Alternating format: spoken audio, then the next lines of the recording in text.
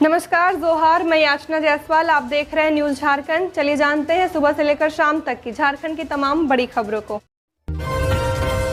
Life support system पर ही brain stroke से जूझ रहे मंत्री रामदास सोरेन।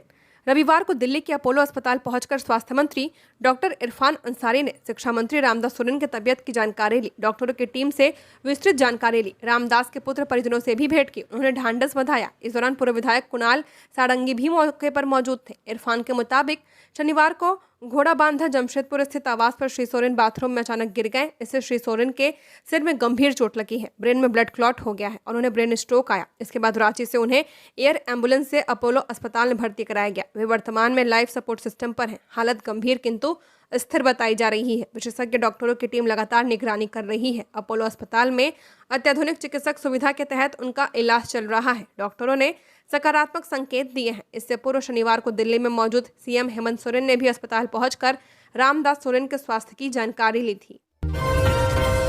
खुशखबरी, झारखंड में बनेंगे 2 नए चिड़ियाघर। टाइगर सफारी की भी मिली मंजूरी।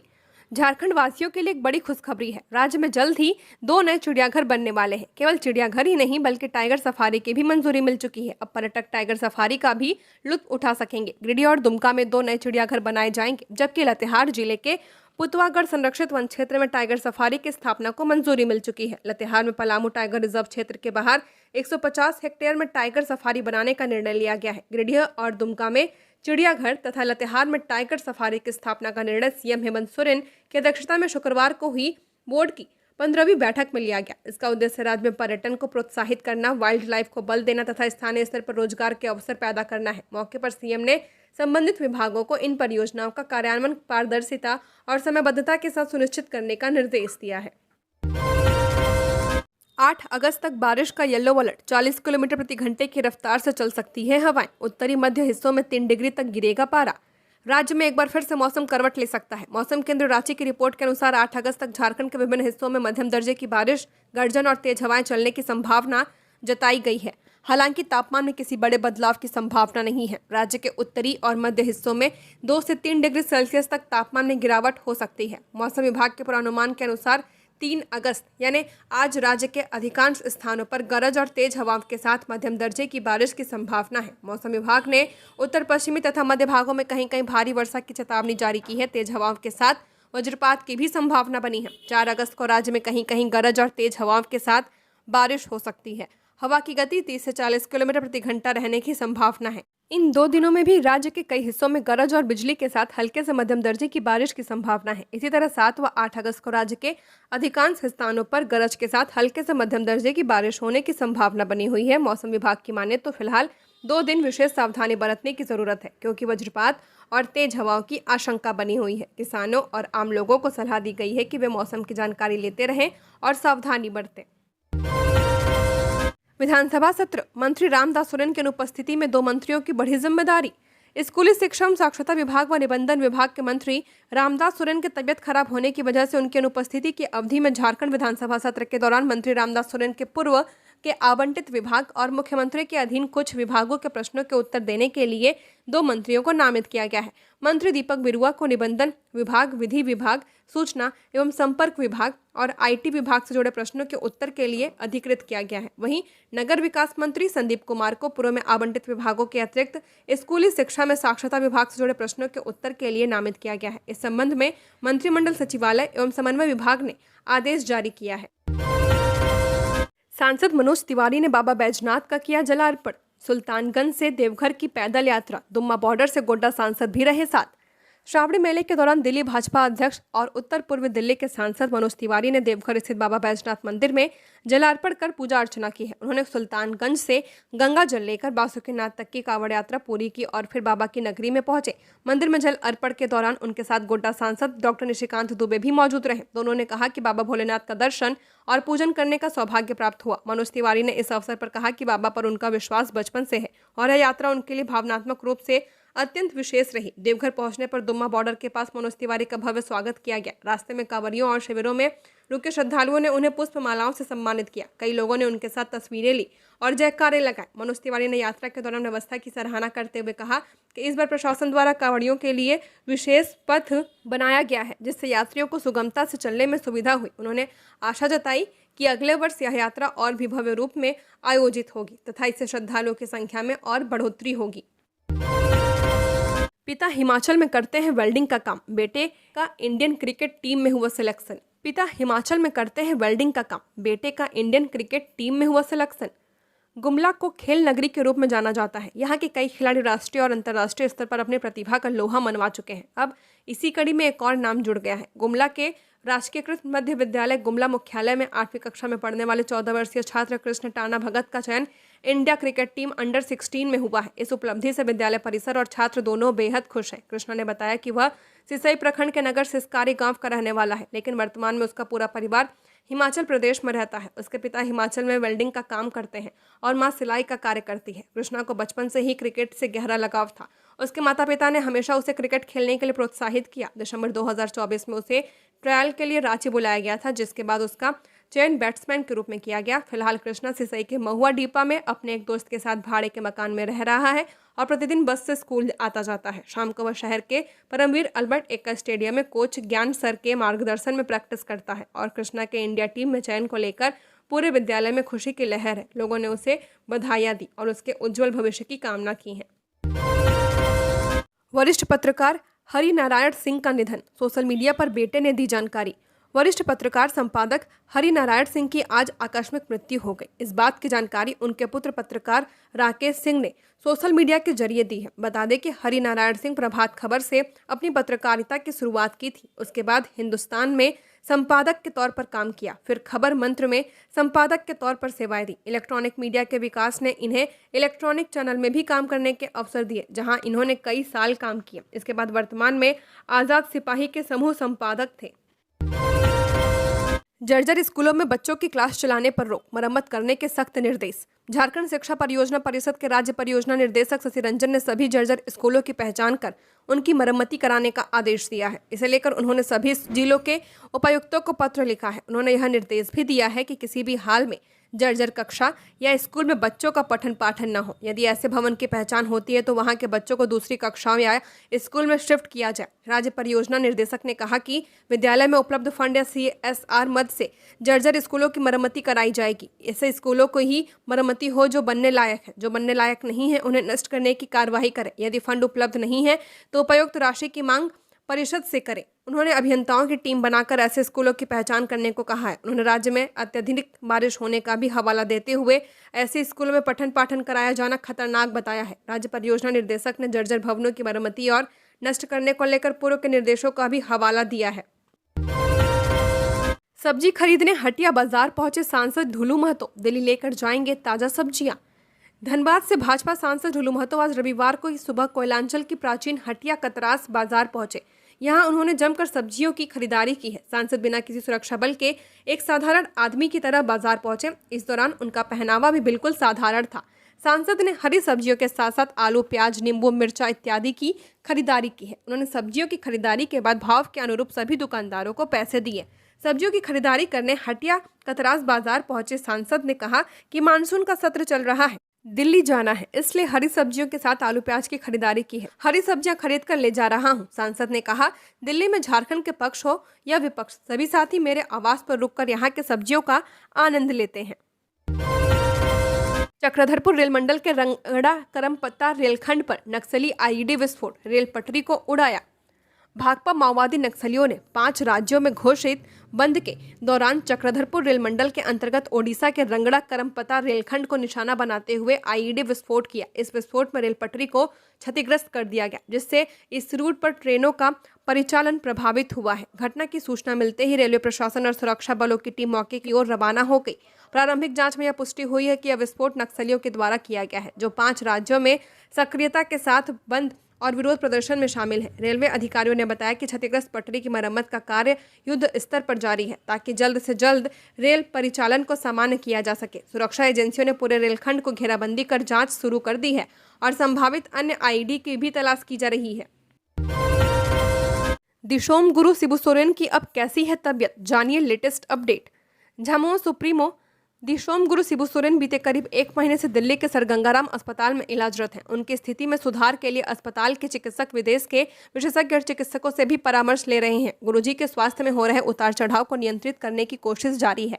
रांची में सीएम ने पत्रकारों को पिता शिबू सोरेन की तबीयत के संबंध में जानकारी देते हुए कहा था कि अभी तक डॉक्टरों ने इस पर बहुत स्पष्ट रूप से अपनी बात नहीं रखी है कि वह कब तक पूरी तरह स्वस्थ हो जाएंगे। हालांकि फिलहाल उनके स्वास्थ्य में धीमा सुधार हो रहा है। सभी की कामना है कि वे जल्द स्वस्थ हो। 12 अगस्त तक जारी हो सकता है सहायक आचार्य परीक्षा का अंतिम परिणाम, आयोग ने तेज की प्रक्रिया। झारखंड में सहायक आचार्य नियुक्ति प्रक्रिया अब अपने अंतिम चरण में है। जेएसएससी द्वारा आयोजित सहायक आचार्य परीक्षा का पूरा परिणाम 12 अगस्त तक जारी किया जा सकता है। इसके लिए आयोग ने प्रमाण पत्र सत्यापन सहित सभी आवश्यक प्रक्रियाएं तेज कर दी हैं। इस प्रक्रिया में स्कूली शिक्षा एवं साक्षरता विभाग भी सक्रिय भूमिका निभा रहा है और आयोग को आवश्यक सहयोग प्रदान कर रहा है। यह प्रक्रिया इसलिए भी तेज की जा रही है क्योंकि सुप्रीम कोर्ट ने परिमल कुमार की अवमानना याचिका पर सुनवाई करते हुए राज्य सरकार और आयोग को 14 अगस्त तक सभी परिणाम प्रकाशित करने का आदेश दिया है। झारखंड में फर्जी कागज बनाकर बेच दी थी 103 एकड़ जमीन। झारखंड के बोकारो के तेतुलिया मौजा में वन और राजस्व विभाग के 103 एकड़ सरकारी भूमि फर्जी दस्तावेज के आधार पर बेचे जाने के मामले में राजस्व विभाग ने बोकारो डीसी से रिपोर्ट मांगी है। साथ ही मंत्री दीपक बिरुवा ने आश्वासन दिया है कि इस मामले में 3 माह के भीतर समीक्षा कर दोषी सरकारी कर्मियों पर कार्रवाई की जाएगी। झारखंड विधानसभा की एक्शन टेकन रिपोर्ट में उमाकांत रजक के सवाल के जवाब में यह जानकारी दी गई। विभाग ने 25 जुलाई को बोकारो डीसी को पत्र भेजकर जमीन कब्जे के मामले में विभागीय स्तर पर की गई कार्रवाई के संबंध में अद्यतन रिपोर्ट मांगी है। बोकारो जमीन घोटाले में सीआईडी ने अब तक 3 आरोपियों को जेल भेजा है। गिरफ्तार आरोपियों में पुरुलिया से फर्जी दस्तावेज बनाने वाले अख्तर हुसैन व इजहार हुसैन शामिल हैं। दोनों ने फर्जी दस्तावेज बनाकर इसे शैलेश कुमार सिंह नाम के व्यक्ति को पावर ऑफ अटर्नी दी थी। इसके बाद शैलेश ने पावर ऑफ अटर्नी के जरिए जमीन को अपने ही रिश्तेदारों के द्वारा बनाई गई कंपनी उमायुष मल्टीकॉम को जमीन की रजिस्ट्री कर दी थी। रांची में भव्य कांवड़ यात्रा, सैकड़ों श्रद्धालुओं ने पहाड़ी बाबा का किया जलाभिषेक। रविवार को राजधानी रांची के यमुनानगर स्थित राधा कृष्ण मंदिर परिसर से भव्य कांवड़ यात्रा निकाली गई, जिसमें भारी संख्या में महिलाएं, युवक और श्रद्धालु शामिल हुए। कांवड़ियों का उत्साह देखते ही बन रहा। बोलबम और हर हर महादेव के नारों से रांची की सड़कों पर भक्ति और श्रद्धा का वातावरण गूंज उठा है। यह कांवड़ यात्रा राष्ट्रीय युवा शक्ति के केंद्रीय अध्यक्ष उत्तम यादव के नेतृत्व में निकाली गई। ये यात्रा राधा कृष्ण मंदिर से प्रारंभ होकर रोड नंबर 3 मधुकम चूना भट्टा होते हुए ऐतिहासिक पहाड़ी मंदिर पहुंची। पूरे मार्ग पर सुरक्षा व्यवस्था चुस्त रही और प्रशासन ने आवश्यक इंतजाम किए। इस कांवड़ यात्रा का मुख्य उद्देश्य सावन माह के पावन अवसर पर गंगाजल से भगवान शिव का जलाभिषेक करना रहा। श्रद्धालु स्वर्णरेखा संगम और सुल्तानगंज से लाए गए पवित्र जल को कांवड़ में भरकर पहाड़ी मंदिर तक लाए। मंदिर परिसर पहुंचने के बाद कांवड़ियों ने विधिवत रूप से बाबा भोलेनाथ का जलाभिषेक किया और सुख शांति की प्रार्थना की। शाहजानंद चौक के पास बिल्डिंग में लगी भीषण आग, 2 दुकानें जलकर हुई खाक। रांची में अरगोड़ा थाना के शाहजानंद चौक के पास एक बड़ी बिल्डिंग में भीषण आग लग गई। इस घटना में कई दुकानें जलकर राख हो गई हैं और लाखों का नुकसान हुआ। लोगों का कहना है कि शायद यह घटना शॉर्ट सर्किट से कारण हुई है। घटना की सूचना मिलते ही प्रशासन मौके पर पहुंची और आग बुझाने में जुट गई है। वहीं सुरक्षा को ध्यान में रखते हुए चौक के आसपास के मोहल्ले की बिजली काट दी गई ताकि कोई हताहत न हो। वहीं सूचना मिलते ही तत्काल दमकल की गाड़ियां मौके पर पहुंची और आग बुझाने में जुट गई। दमकल कर्मियों के द्वारा आग पर पाने की कोशिश लगातार जारी है। वहीं बिल्डिंग में रह रहे सभी लोगों को समय रहते सुरक्षित बाहर निकाल लिया गया। फिलहाल आग लगने का स्पष्ट कारण पता नहीं चल सका है, किंतु शॉर्ट सर्किट के कारण बिल्डिंग में आग लगने की आशंका जताई जा रही है। पुलिस घटना का जायजा ले रही है। घटना के बारे में लोगों ने बताया कि बीते शनिवार को दुकानदार अपनी दुकान बंद कर घर चले गए थे। इसी दौरान रविवार की सुबह अचानक से एक दुकान में आग लग गई और यह आग धीरे धीरे कमर्शियल बिल्डिंग में स्थित कई दुकान में फैल गई, जिससे लाखों का नुकसान हो गया। जमशेदपुर के सरजा मदा गुरुद्वारा साहिब में चोरी, दानपेटी का ताला तोड़कर हजारों रुपए ले गए चोर, सीसीटीवी में कैद हुई वारदात। जमशेदपुर के परसुडिया थाना क्षेत्र स्थित सरजा मदा गुरुद्वारा साहिब में बीती रात चोरी की बड़ी घटना सामने आई है। अज्ञात चोरों ने गुरुद्वारा परिसर में घुसकर दानपेटी का ताला तोड़ दिया और उसमें रखे 40 से 45 हजार रुपए नकद लेकर फरार हो गए। चोरी की पूरी वारदात गुरुद्वारा परिसर में लगे सीसीटीवी में कैद हो गई है। घटना की जानकारी सुबह ही गुरुद्वारा समिति को मिली, जिसके बाद स्थानीय लोग भी मौके पर पहुंचे और आक्रोश जताया। गुरुद्वारा प्रबंधन ने इस घटना के लिए इलाके में बढ़ते असामाजिक तत्वों को जिम्मेदार ठहराया है। प्रधान ने बताया कि लंबे समय से सरजामदा क्षेत्र में नशेड़ियों और अड्डेबाजों का जमावड़ा लग रहा है, जिससे गुरुद्वारा समेत अन्य धार्मिक स्थलों की पवित्रता खतरे में है। उन्होंने कहा कि इस संबंध में कई बार स्थानीय पुलिस को सूचित किया गया था, लेकिन कोई ठोस कार्रवाई नहीं की गई। उन्होंने कहा कि पुलिस की लापरवाही के कारण अब चोरों का मनोबल बढ़ गया है और देवस्थलों तक को निशाना बनाया जा रहा। फेसबुक पर हुई दोस्ती, देवघर में शादी और फिर धोखा। झारखंड की युवती को छोड़कर फरार हुआ युवक। सोशल मीडिया के जरिए शुरू हुआ प्यार शादी तक तो पहुंच गया, लेकिन उसके बाद युवती को मिला सिर्फ धोखा। दरभंगा में झारखंड की एक युवती पिछले 3 दिनों से न्याय की गुहार लगाते हुए भटक रही है। जानकारी के अनुसार झारखंड की रहने वाली चंद्रावती की 11 जुलाई को फेसबुक पर समस्तीपुर जिले के आशीष यादव से दोस्ती हुई थी। यह दोस्ती जल्द ही प्यार में बदली और 24 जुलाई को दोनों ने देवघर में शादी कर ली। शादी के बाद आशीष उसे लेकर 27 जुलाई को दरभंगा आया, जहां लहरी या सराय थाना क्षेत्र के केएम टैंक मोहल्ले में किराए पर एक कमरा लेकर रहने लगा। लेकिन 2 अगस्त को आशीष 2 मिनट में आता हूं कहकर निकला और फिर वापस नहीं लौटा। उसका मोबाइल भी बंद है। चंद्रावती के अनुसार आशीष ने शादी के बाद भरोसा दिलाया था कि वो अपने परिवार को मना लेगा और फिर उसे अपने गाँव समस्तीपुर ले जाएगा। अब तक उसे सिर्फ यह जानकारी है कि आशीष समस्तीपुर का रहने वाला है। मंत्री डॉक्टर इरफान अंसारी पहुंचे अपोलो अस्पताल। शिक्षा मंत्री रामदास सोरेन से मुलाकात कर जाना हालचाल। दिल्ली के अपोलो अस्पताल पहुंचकर मंत्री डॉक्टर इरफान अंसारी ने झारखंड सरकार के शिक्षा मंत्री रामदास सोरेन की तबीयत का हालचाल जाना है। रामदास सोरेन को ब्रेन स्ट्रोक आया है, जिसके बाद उन्हें अपोलो अस्पताल में भर्ती कराया गया और वे वर्तमान में लाइफ सपोर्ट सिस्टम पर हैं। डॉक्टर अंसारी ने मौके पर पहुंचकर न सिर्फ डॉक्टरों की टीम से विस्तृत जानकारी ली, बल्कि परिवारजनों से भी भेंट की है और उन्हें ढांढस बंधाया। उन्होंने सोरेन जी के पुत्र से विशेष रूप से मुलाकात कर उनके मनोबल को मजबूती दी है। जानकारी के अनुसार बाथरूम में अचानक गिरने से सोरेन के सिर में गंभीर चोट लगी है, जिससे ब्रेन में ब्लड क्लॉट हो गया है। हालत गंभीर है किंतु स्थिर बताई जा रही है। विशेषज्ञ डॉक्टरों की टीम लगातार निगरानी कर रही है। भवनाथपुर से जेएमएम के विधायक अनंत प्रताप देव की तबीयत बिगड़ी, रांची के मेडिका अस्पताल में भर्ती। भवनाथपुर से जेएमएम के विधायक अनंत प्रताप देव की अचानक तबीयत बिगड़ने के कारण मेडिका अस्पताल में भर्ती कराया गया। वित्त मंत्री राधाकृष्ण किशोर ने अस्पताल जाकर उनका हालचाल जाना और उनके शीघ्र स्वस्थ होने की ईश्वर से प्रार्थना की है। बातचीत के दौरान अनंत प्रताप देव ने बताया कि अब उनकी तबीयत बेहतर है और डॉक्टरों के अनुसार उन्हें जल्द ही डिस्चार्ज कर दिया जाएगा। बताया जा रहा है कि विधायक की ब्लड प्रेशर और शुगर लेवल में अचानक तेजी से बढ़ गई थी, जिसके चलते उन्हें प्राथमिक उपचार के बाद तुरंत रांची रेफर कर दिया गया। खंबे से बांध कर की बेरहमी से पिटाई, युवक मरा। धनबाद में परिजनों पर पिटाई का आरोप, नशे की लत की वजह से घर में हुआ था विवाद। धनबाद के बागमारा थाना क्षेत्र के जमुआटांड पंचायत अंतर्गत श्रीधरपुर गांव में शनिवार शाम एक दर्दनाक और सनसनीखेज घटना सामने आई है। परिजनों ने ही 25 वर्षीय युवक विक्रम बावरी की खंबे से बांधकर बेरहमी से पिटाई की, जिससे उसकी मौके पर मौत हो गई। सूत्रों के अनुसार मृतक विक्रम को नशे की लत थी और वह अक्सर घर में झगड़ा करता था। शनिवार को भी उसका अपने परिजनों से विवाद हुआ। बताया जाता है कि गुस्से में आकर उसके पिता और मां और भाई ने उसे घर के बाहर एक खंबे से बांध दिया और लाठी डंडों से पीटना शुरू कर दिया। आरोप है कि पिटाई के दौरान उस पर कुल्हाड़ी से भी वार किया गया है। इस वजह से मौत हुई है। गिरिडीह में छात्राओं से छेड़छाड़ पर लोगों का विरोध, देवरी थाना के सामने सड़क किया जाम। 2 आरोपी पुलिस हिरासत में लिए गए। गिरिडीह के देवरी थाना क्षेत्र में ट्यूशन से लौट रही छात्राओं के साथ छेड़खानी का मामला सामने आया है। नाबालिग छात्राओं के साथ हुई इस घटना की सूचना पर आसपास के लोग मौके पर जुट गए। लोगों ने छेड़खानी के आरोप में 2 युवकों को पकड़कर पुलिस को सौंप दिया है। शनिवार शाम को छात्राएं कोचिंग सेंटर से पढ़ाई कर साइकिल से अपने घर लौट रही थी। इसी दौरान बाइक सवार युवकों ने उन्हें रोककर छेड़खानी की। घटना की जानकारी मिलते ही आसपास के दर्जनों लोग वहां पहुंच गए। सूचना पर देवरी थाना के सब इंस्पेक्टर ऋषु सिन्हा दलबल के साथ मौके पर पहुंचे। ग्रामीणों द्वारा पकड़े गए युवकों को हिरासत में ले लिया गया है। छेड़खानी की घटना में शामिल सभी युवकों की गिरफ्तारी की मांग को लेकर हिंदू संगठनों ने विरोध प्रदर्शन किया। प्रदर्शनकारियों ने देवरी थाना के पास चतरोगावा सड़क को जाम कर दिया। लोगों ने देवरी पुलिस के खिलाफ जमकर नारेबाजी की। सड़क जाम कर रहे लोगों का कहना था कि छात्राएं शाम करीब 5 बजे ट्यूशन से अपने घर परोटांड जा रही थी। इसी दौरान कुछ लड़कों ने उनके साथ छेड़खानी की। साक्षी में पार्किंग में खड़ी 2 कारों से चोरी, टीवीएस शोरूम के पास खड़ी गाड़ियों से नकद व सामान गायब, पुलिस जांच में जुटी।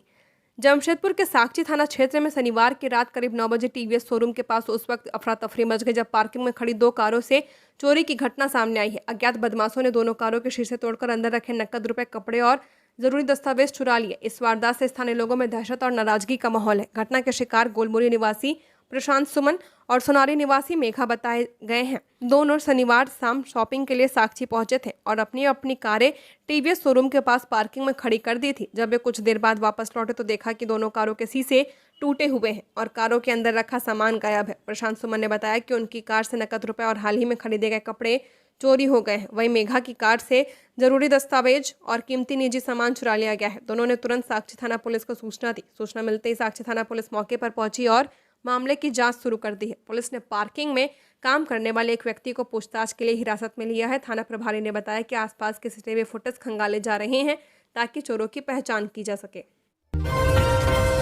माले ने मोंगिया पावर प्लांट का गेट किया जाम, हटाए गए मजदूर की बहाली तक आंदोलन रहेगा जारी।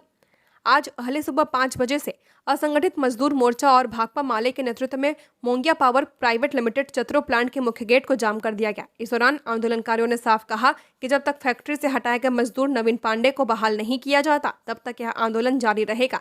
प्रदर्शन की सूचना जिला प्रशासन को पूर्व में दे दी गई थी। वहीं आंदोलन का नेतृत्व माले नेता कन्हई पांडे, किशोर राय, मसूदन कोल, पवन यादव, भीम कोल सहित दर्जनों कार्यकर्ताओं के द्वारा किया गया। नेताओं ने कहा कि औद्योगिक क्षेत्रों में लगातार मजदूरों का शोषण किया जा रहा है। यदि कोई मजदूर अपने हक की बात करता है तो उसे नौकरी से निकाल दिया जाता है। नवीन पांडे के साथ भी ऐसा ही हुआ है, जिसे हम बर्दाश्त नहीं करेंगे। भाकपा माले के नगर सचिव राजेश सिन्हा, मेहताब अली मिर्जा, रजा आलम, शेखर सिंह ने राज्य सरकार से सवाल किया कि जब नियम है कि फैक्ट्रियों में 70% स्थानीय मजदूरों को रखा जाए तो उसे क्यों नहीं लागू किया जा रहा। उन्होंने कहा कि मोंगिया पावर सहित कई फैक्ट्रियां न्यूनतम मजदूरी तक नहीं देती और ठेकेदारी प्रथा के नाम पर श्रमिकों का शोषण करती हैं।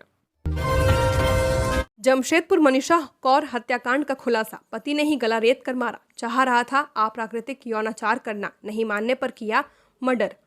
जमशेदपुर के गुलमुरी थाना क्षेत्र स्थित नामदा बस्ती में पत्नी के निर्मम हत्या के आरोप में पुलिस ने पति को गिरफ्तार किया है। शनिवार तड़के मनीषा कौर का शव उनके घर से बरामद किया गया था। महिला की गला रेत कर हत्या की गई थी। मामले की जानकारी मिलते ही गुलमुरी थाना प्रभारी राजन कुमार सिंह की टीम मौके पर पहुंची और जांच शुरू की। संदिग्ध परिस्थितियों को देखते हुए पुलिस ने मृतका के पति सागर को हिरासत में लेकर पूछताछ की है, जिसमें उसने जुर्म कबूल कर लिया है। पुलिस सूत्रों के अनुसार सागर ने पूछताछ में बताया कि उसने सेक्स उत्तेजना बढ़ाने वाली दवा ली थी। इसके बाद उसे पत्नी मनीषा से अप्राकृतिक यौन संबंध बनाने की मांग की। मनीषा ने जब इसका विरोध किया तो सागर को गुस्सा आ गया। उसने रसोई से चाकू उठाकर मनीषा का गला रेत दिया। वारदात के बाद सागर ने शव को कमरे में छोड़ दिया और कुछ देर बाद सामान्य अंदाज में बाहर निकला, लेकिन जब आसपास के लोगों को शक हुआ तो पुलिस को सूचना दी गई। जानकारी के मुताबिक मनीषा और सागर ने करीब 9 साल पहले प्रेम विवाह किया था। दोनों के 2 छोटे बच्चे भी हैं। वारदात के बाद इलाके में सनसनी फैल गई। पड़ोसियों का कहना है कि दोनों के बीच पहले भी विवाद होते थे, लेकिन इस तरह की हिंसक घटना की किसी को आशंका नहीं थी।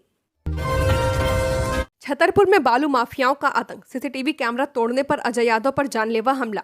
पलामू के छतरपुर प्रखंड अंतर्गत मौजारूद गांव में बालू माफियाओं के आतंक की एक और घटना सामने आई है। यहां अजय कुमार यादव के मकान पर लगे सीसीटीवी कैमरे की नशे की हालत में पहुंचे कुछ लोगों के द्वारा तोड़ने का प्रयास किया। बताया जा रहा है कि कैमरे के साथ पहले भी घर के बाहर लगे बल्ब की चोरी की गई थी, जिसमें संदेह है कि बालू माफिया अपनी गतिविधियों को छिपाने के लिए यह सब कर रहे हैं। घटना उस वक्त और गंभीर हो गई जब अजय यादव ने विरोध किया और आरोपियों से पूछताछ करने लगे। इस पर विकास यादव और उनके साथ मौजूद अन्य संदिग्ध बालू माफिया लाठी डंडे लेकर अजय यादव पर टूट पड़े। अजय यादव किसी तरह जान बचाकर मौके से भागे। पूरी घटना सीसीटीवी कैमरे में कैद हो गई है, जिसमें साफ देखा जा सकता है कि हमलावर किस तरह बाइक से उतरकर उन पर हमला करते हैं। स्थानीय लोगों का कहना है कि बालू माफिया लगातार क्षेत्र में डर और आतंक का माहौल बना रहे हैं और आम नागरिकों की सुरक्षा खतरे में है। बोकारो डीएफओ रजनीश कुमार का रांची ट्रांसफर, वन भूमि संरक्षण को लेकर थे प्रयासरत। बोकारो के जिला वन पदाधिकारी डीएफओ रजनीश कुमार का ट्रांसफर कर दिया गया है। इस संबंध में वन, पर्यावरण एवं जलवायु परिवर्तन विभाग की ओर से अधिसूचना जारी की गई है। 2014 बैच के भारतीय वन सेवा के पदाधिकारी रजनीश कुमार को उप वन संरक्षक योजना जनजातीय क्षेत्र रांची के पद पर पदस्थापित किया गया है। रजनीश कुमार का यह तबादला चर्चा का विषय बना हुआ है। उन्होंने बोकारो जिले में वन भूमि संरक्षण की दिशा में उल्लेखनीय पहल की थी। विशेष रूप से तेतुलिया मौजा की 103 एकड़ वन भूमि बचाने के लिए उन्होंने लंबी कानूनी लड़ाई लड़ी। इस दौरान उच्च न्यायालय ने उन्हें अवमानना का दोषी भी करार दिया था, फिर भी वे पीछे नहीं हटे। फिलहाल मामला सुप्रीम कोर्ट में लंबित है। इसके अतिरिक्त लगभग 500 एकड़ से ज्यादा वन भूमि को बचाने से लेकर झारखंड पश्चिम बंगाल के बीच हुए वन भूमि विवाद को सुलझाने में उनका नाम रहा है। उनके प्रयास के बाद तेतुलिया मौजा की जमीन की सीआईडी जांच प्रारंभ हुई। 4 लोगों की गिरफ्तारी हुई। मामले में ईडी ने भी 15 स्थानों पर छापेमारी की है। उनके कार्यकाल में बोकारो जिले में वन भूमि से जुड़ी कई गड़बड़ियों का पर्दाफाश हुआ। झारखंड की और खबरों के लिए बने रहिए हमारे साथ। हमारे चैनल न्यूज़ झारखंड पर चैनल को सब्सक्राइब करें, साथ बेल आइकन को प्रेस करें। नमस्कार।